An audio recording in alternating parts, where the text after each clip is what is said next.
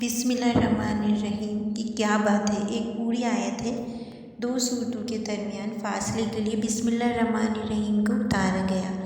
یہ آیت قرآن پاک میں آیت کا حصہ ہے، سورہ نمل پارہ 19، اور اس کے معنی ہیں اللہ کے نام سے جو نہایت مہربان اور رحم والا ہے۔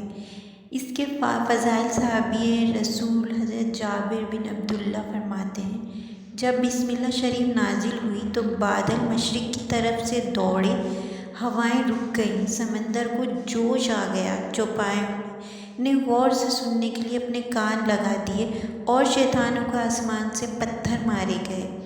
اللہ پاک نے فرمایا، مجھے میرے جلال کی قسم، میں جس چیز پر بسم اللہ پڑھی گئی ہے اس میں برکت نہ دوں۔ بسم اللہ کو تھام لیں۔ امام فخر الدین رازی رحمۃ اللہ علیہ فرماتے ہیں، بسم اللہ کے 19 حروف ہیں اور دوزخ پر عذاب دینے والے فرشتے بھی 19 ہیں۔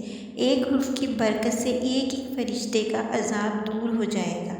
امید ہے یہ کمال کا وظیفہ ہے۔ نارملی ہمیں توجہ نہیں ہوتی اس طرف اور ہم کام کرنا شروع کر دیتے ہیں، ہم کام ختم بھی کر دیتے ہیں، اور ایسا بھی ہوتا ہے کہ کام بنتے بنتے رہ جاتے ہیں، جیسے ڈیل ہوتے ہوتے رہ جاتی ہے، ہم سوچتے ہیں یہ کیا ہوا، بالکل کام ہونے ہی والا تھا اور رہ گیا۔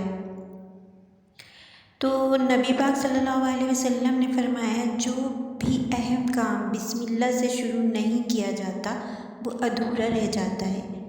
تو بسم اللہ کو تھام لیں، بسم اللہ کو اپنی ہر کام سے پہلے لازمی پڑھیں۔ بسم اللہ کے بے شمار فضائل ہیں اور اس کو اپنی عادت بنا لیں، اس کو ہر کام شروع کرنے سے پہلے بسم اللہ کو ضرور پڑھیں۔ اس سے برکت ہوتی ہے اور کام اپنے انجام تک پہنچتا ہے، ادھورا نہیں رہتا ہے۔